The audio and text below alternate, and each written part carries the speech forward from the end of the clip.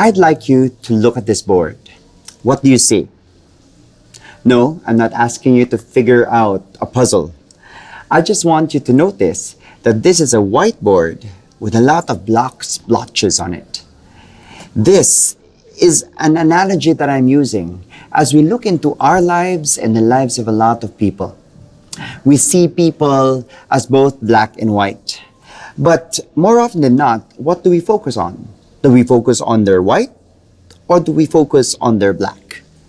For many of us, we look at the black spots more often than not. We look at our sins, our mistakes, our failures, other people's mistakes, other people's idiosyncrasies. Whatever is wrong with them, that's what we look at. We look at the blackness in ourselves and other people. But actually, if we pay attention to the white, we will notice something good, both in us and other people. And that we are not actually all black. We actually have a lot of white in us. This Lent, the Lord is asking us to, yes, look at our black, but at the same time, look at our white and see that despite all our black, all our sins and our failures, we still have the white in us. We still have the goodness in us. We still have the divine in us. Brothers and sisters, I invite you now to start looking at yourselves differently. Because what you focus on will grow. This Lent, the Lord is asking us to forgive. Forgive. To let go. Because at the end of the day, we did not start off this way. We started off this way.